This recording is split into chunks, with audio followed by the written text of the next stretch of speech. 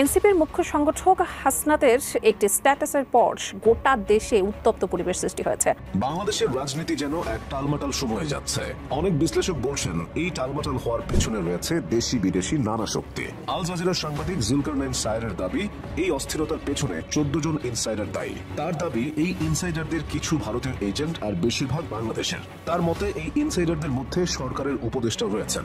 আওয়ামী লীগ সামাজিক মাধ্যমে গুজব ছড়াচ্ছে শেখ হাসিনা বাংলাদেশে ফিরছেন। সারা দেশে সতর্ক অবস্থায় রয়েছে আইন শৃঙ্খলা বাহিনী। কি হতে যাচ্ছে, কেন এই বাড়তি সতর্কতা? আসিফ মাহমুদ সজীব বলেছে যে সেনা প্রধান চাননি যে প্রফেসর ইউনূস প্রধান উপদেষ্টা হোক।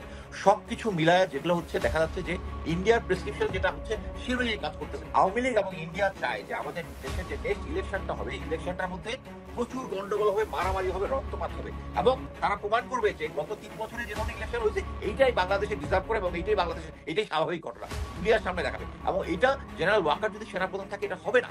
আমি বারবার বলতেছি, আবারও বলতেছি, উনি অনেক পরিবর্তন করেছেন। অলরেডি শেখ হাসিনাকে দিল্লি থেকে সরানো হয়েছে। আমি গত রাতে না, সেহরির টাইমে আমি ইনফরমেশন পেয়েছি যে তারা এখন কলকাতায় আছে। সমস্ত আওয়ামী লীগের যে সিনিয়র লিডারশিপ এখন কলকাতা আছে। সবকিছুর সাথে একটা লিঙ্ক আমাকে হ্যাঁ একটা যোগ সাজেশ হবে, এবং এই যোগ সাজেশের মেইন সেন্টার পয়েন্ট হচ্ছে জেনারেল ওয়াকার।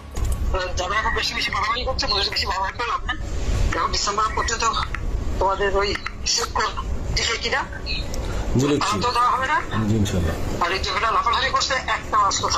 এই মুহূর্তে শেখ হাসিনা কোথায় অবস্থান করছে তোমরা কেউ পারবে না বলে দিতে। তিনি পালিয়ে বেড়াচ্ছে, তোমার কাছে নেই, পার্শ্ববর্তী দেশে নেই। তিনি এখন কোথায় কোন জায়গায় লুকিয়ে আছে সেটাই তোমাদের দায়িত্ব, তোমরা খুঁজে বের করো। আওয়ামী লীগের কোনো বাচ্চারা থাকলেও জবাব হাজির করো। আমি শেখ হাসিনার ভিডিও ফেস দেখতে চাই। ফেস দিয়ে পারলে আমার চ্যালেঞ্জ গ্রহণ করো যে শেখ হাসিনা এখন নরেন্দ্র মোদীর বিল্ডিং এ আছে নাকি গুপ্ত কোনো জায়গায় পালিয়ে বেড়াচ্ছে। পারবে না তোমরা। নাই তোমার নেত্রী, তোমার মা হারিয়ে গিয়েছে, চিরদিনের জন্য হারিয়ে গিয়েছে। আর কোনোদিন তোমার মা মাথা উঁচু করে দাঁড়াতে পারবে। আসসালামু আলাইকুম প্রিয় দর্শক বন্ধুরা, নতুন একটা ভিডিওতে জানাচ্ছি আপনাদের স্বাগতম। এইমাত্র পাওয়া তাজা এবং গরম খবর।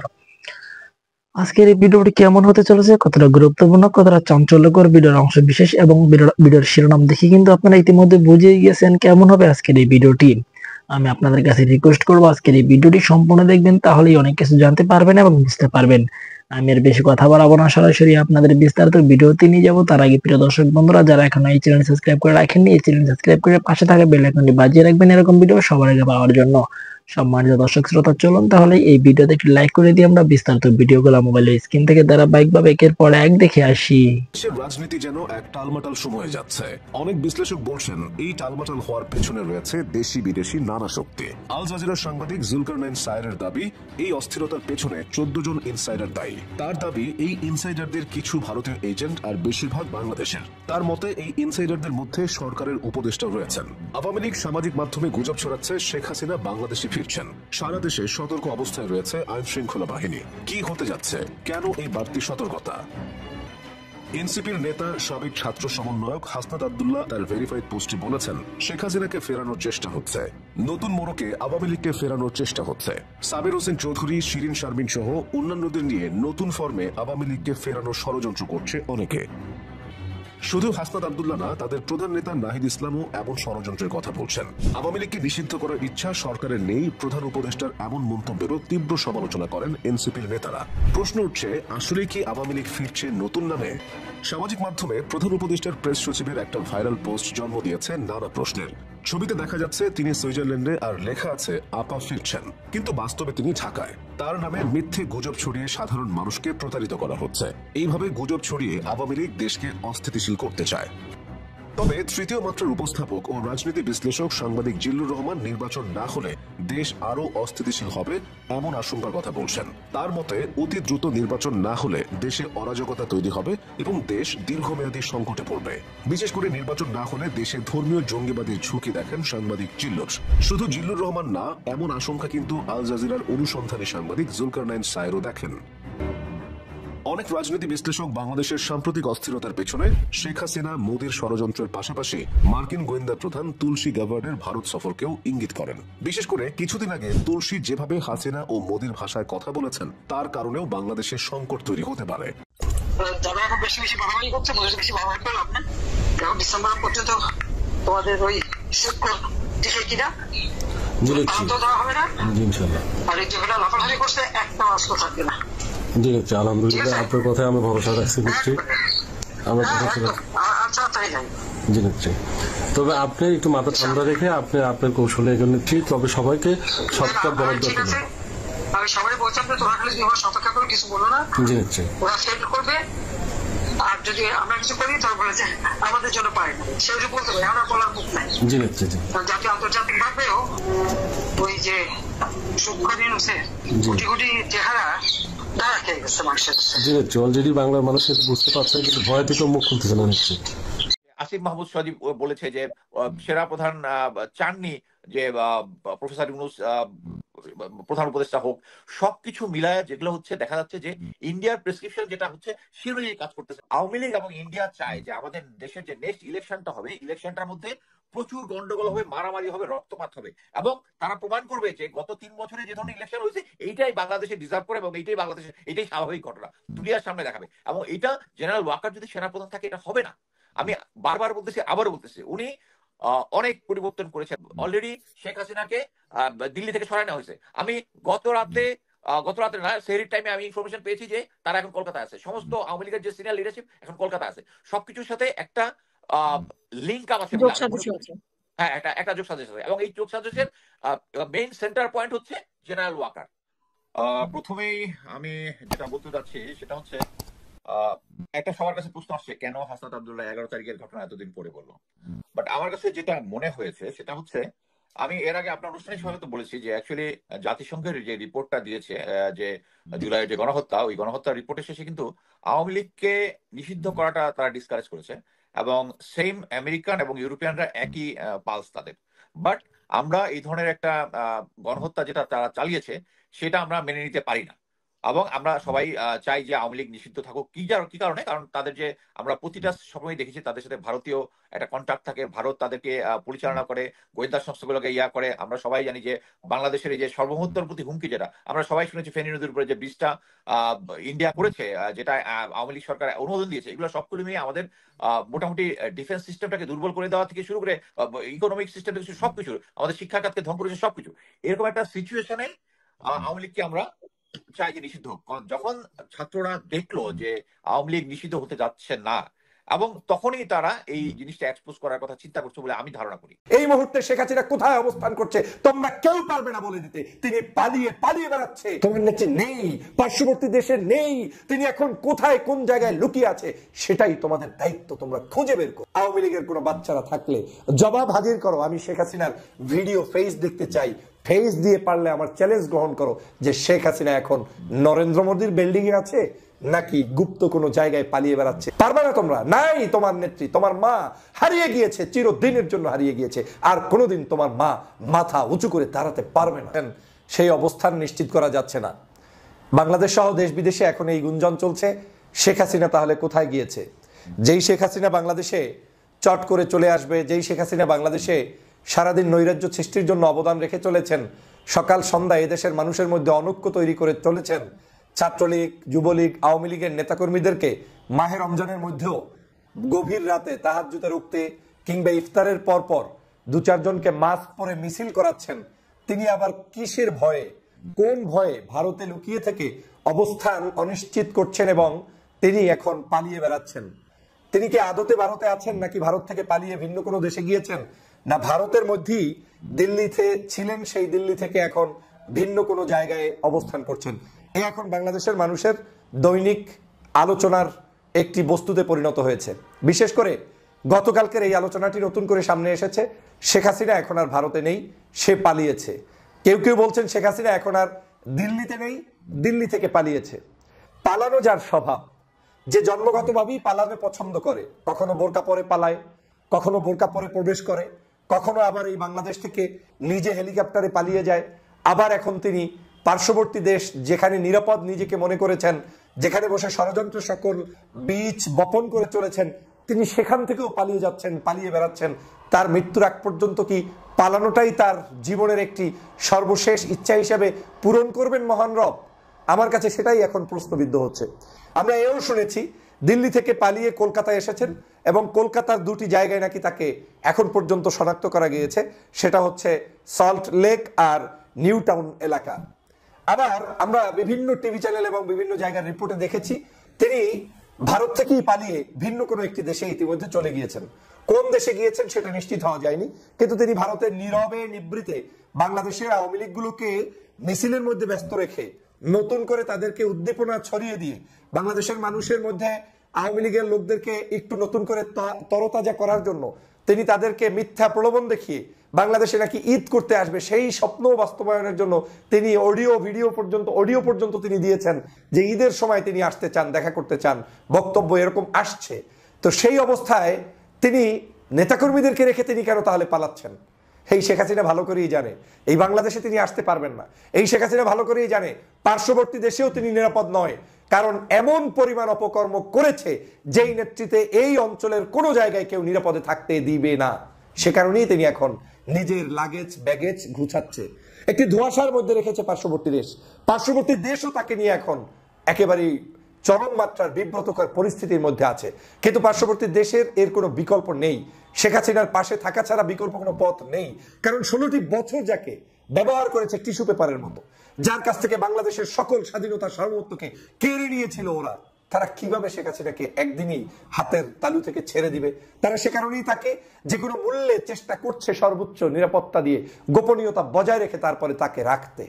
তিনি কেমন নেত্রী? আওয়ামী লীগের তো অনেকেই এখনো আশা করেন, বক্তব্য দেন তিনিই তাদের প্রধানমন্ত্রী, তিনিই বাংলাদেশের প্রধানমন্ত্রী। তো যে লোককে এখন বাংলাদেশের প্রধানমন্ত্রী সেই লোক কেন পালিয়ে বেড়াচ্ছে বিভিন্ন জায়গায়? ধরলাম বাংলাদেশে আপনার প্রবলেম হয়েছে 5 তারিখে, 5 তারিখের পরে আপনি জাতির সামনে মুখ কেন দেখাচ্ছেন না? এই কারণেই আমি বলছি জেনেটিক্যালি আওয়ামী লীগ, ছাত্রলীগ, যুবলীগ সব এক। এই যে বাংলাদেশে মাস্ক পরা লোকগুলো এখন মিছিল করে, ওদের কি আসলে কোনো লজ্জা শরম বলতে কিছু নেই? বাংলাদেশে কি কোনো করোনা চলছে? 19 সালের করোনা, 20 সালের করোনা কি 25 সালেও চলছে যে তোমাকে মাস্ক পরিধান করে চলতে হবে? কারণ এটা তো জন্মসূত্রে এক। শেখ হাসিনার ব্লাড আর ওদের ব্লাড তো এক। শেখ হাসিনাও তো ওই একই অবস্থায়, স্কার্ফ পরে, মাস্ক পরে, গোপনীয়তা রক্ষা করে পালিয়ে বেড়াচ্ছে এখান থেকে সেখান, সেখান থেকে এখান। তার কোনো অস্তিত্ব এখন নেই, কেউ খুঁজে পাচ্ছে না লোকটা কি অসুস্থ, বেঁচে আছে না কোথায় আছে। আওয়ামী লীগ একই অবস্থা, আজকে সারা বাংলাদেশে তাদের জন্য অপেক্ষা করছে। তারাও এই একই উপায়ে একটু মাস্ক পরে আমাদেরকে উকি দেয়, জানার চেষ্টা করে, মাঝে মাঝে একটু শাহবাগে কিংবা রাস্তাঘাটের অলিতে গলিতে কোনাকাঞ্চিতে উঠে এসে একটু হুশহাস করার চেষ্টা করে। এটা মূলত জন্মগত শেখ হাসিনার স্বভাব থেকেই এই আওয়ামী লীগ, ছাত্রলীগ জেনেটিক্যালি এই তথ্যটি এবং এই কর্মটি তারা পেয়েছে। প্রিয় বন্ধুরা আমার, সে কারণে বলছি আজকের এই আওয়ামী লীগের দুর্দশার কারণটা কি? আওয়ামী লীগ কেন এরকম হবে? কেন তারা সবসময় এইরকম অপরাজনীতি, অপকৌশল করবে? এর কারণ আছে। আওয়ামী লীগ কখনোই গণমানুষের দল ছিল না। শেখ হাসিনা, শেখ পরিবার কখনোই জনমানুষের কল্যাণে কাজ করতে পারেনি। তারা সবসময় ওরকম গোপন আতাত, গোপন ষড়যন্ত্র, মানুষের পিছনে পিছনে কাজ করা তারা পছন্দ করতো। তারা পালিয়ে বেড়ানো এটা একটা তাদের স্বভাব। 11 সময়ও তারা পালিয়েছে। তখন কিন্তু এই বাংলাদেশে দেশনেত্রী বেগম খালেদা জিয়া পালায় নাই, এদেশে ছিলেন। বহু রাজনীতিবিদ পালায় নাই, জামাতের নেতাকর্মীরা ফাঁসির রশি গলায় ঝুলিয়ে বাংলাদেশে ছিলেন, পালান নাই, পালিয়েছে এই শেখ হাসিনা। কানে ব্যথার সুতা দিয়ে চলে গিয়েছিলেন, আবার ওই বিদেশ থেকে বিভিন্নভাবে ষড়যন্ত্র করে দেশে এসেছিলেন এবং সে আসার মধ্য দিয়ে 16টি বছর আমাদেরকে একটি জাহান্নামের ভিতরে তিনি রেখেছিলেন। আজ শেখ হাসিনার মৃত্যুর আগে এই পালানো ছাড়া আর কোনো অবস্থান আপনার কাছে থাকবে না, আমি ক্লিয়ার বলতে পারি। এই মহিলা আর কোনোদিন জাতির সামনে প্রকাশ্যে আসতে পারবে না, সেই সুযোগ তার নেই, আর আসবেনও না। আসার মতো তার স্কোপ নেই, আসার মতো তার ফেজ নেই। আদতে তার ফেজটা এখন কার মতো হয়ে গিয়েছে তাও আল্লাহ ছাড়া কেউ জানে না। তাহলে কি দাঁড়াচ্ছে এই রাজনীতি? এই অন্যায়, অত্যাচার, জুলুম করে মানুষদেরকে 2000 মানুষ হত্যা করে এখান থেকে বিদায় নিয়ে তার জীবনের প্রাপ্তিটা কি? তার জীবনের প্রাপ্তি একটাই, নরেন্দ্র মোদী। এই মোদীকে তিনি পেয়েছেন। তার জীবনের প্রাপ্তি একটাই, নিজ মাতৃভূমি ছেড়ে এখন পালিয়ে বেড়াচ্ছেন। তার জীবনের প্রাপ্তি এখন একটাই, মাতৃভূমির স্বাদ রক্ষা আর তার দ্বারা হবে না। মাতৃভূমি থেকে বিতাড়িত হয়ে ভিন্ন দেশের স্বাদ সে গ্রহণ করছেন। হ্যাঁ, ভিন্ন দেশ না, যেখানে তার জন্ম, যেই জায়গা থেকে তাদের কার্যক্রম পরিচালিত হয় সেই জায়গায় তিনি ফেরত গিয়েছেন। কিন্তু আজকে দুঃখ লাগছে, সেই জায়গাটাও তিনি শেষ পর্যন্ত থাকতে পারবেন না। আমি তো মনে মনে খুব চেয়েছিলাম যেই মানুষটি যাদের আদর্শে গড়ে উঠেছে, যেই মানুষটি যাদের চরিত্রে জীবন যাপন করছে, তার অন্তত শেষ নিঃশ্বাসটা সেই দেশেই হোক যে দেশে এতদিন পাশে বসেছিলেন ভারতে। তার তো ওখানেই অন্তত থাকা উচিত, শেষ নিঃশ্বাসটা ওখানেই হওয়া উচিত। ওখানের নিয়ম কানুনই তার মৃত্যুর পরে অন্তত পক্ষে জীবনটাকে সুন্দরভাবে শেষ করার যে একটি ধর্মীয় রীতিনীতি তাদের রয়েছে সেটা হোক, সেটা তো চেয়েছিলাম, কিন্তু সেটাও কি তার ভাগ্যে এখন আর থাকবে না? তিনি সেখান থেকেও এখন পালিয়ে পালিয়ে বেড়াচ্ছেন। কোথায় যাচ্ছেন, কোথায় গিয়েছেন? জনমনে এখন এটাই প্রশ্ন।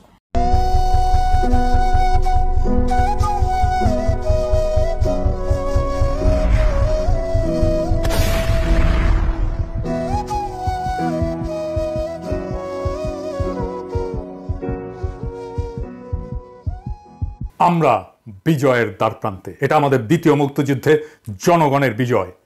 একটা খুনি, ফ্যাসিবাদী এবং গভীরভাবে দুর্নীতিগ্রস্ত শাসনের বিরুদ্ধে একটা বিজয় যা আমাদের স্বাধীনতা, গণতন্ত্র, সমস্ত ধরনের মানবাধিকার কেড়ে নিয়েছে। এই বিজয়ের মধ্যে দিয়ে আমরা আমাদের স্বাধীনতা, সার্বভৌমত্ব ফিরে পাবো। যেই স্বাধীনতা, সার্বভৌমত্ব, মানবিক আর নাগরিক অধিকার এবং জাতীয় মর্যাদা এই ফ্যাসিবাদী গণহত্যাকারী হাসিনা ভারতের পায়ে আত্মাহুতি দিয়েছিল শুধুমাত্র ক্ষমতায় থাকার জন্য এবং দেশের সমস্ত সম্পদ লুট করার জন্য। আমাদের জনগণ, বিশেষ করে আমাদের নির্ভীক ছাত্ররা এই বর্বর রাষ্ট্রদ্রোহী শাসনের বিরুদ্ধে জেগে উঠেছে। মহাকাব্যিক সংগ্রামে তারা আমাদের এই বিজয়ের মুহূর্তে পৌঁছে দিয়েছে।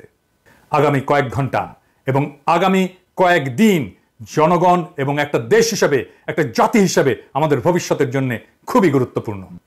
সশস্ত্র বাহিনীকে এখন ফ্যাসিবাদ থেকে স্বাধীনতায় উত্তরণকে ত্বরান্বিত করার জন্য তাদের উপরে অর্পিত পবিত্র দায়িত্ব পালনের জন্য আমি আহ্বান জানাচ্ছি, যেন তারা তাদের উপরে অর্পিত মহান দায়িত্ব পালনের মাধ্যমে আমাদের স্বাধীনতা, সার্বভৌমত্ব, জাতীয় মর্যাদা রক্ষার ক্ষেত্রে ভূমিকা রাখতে পারে।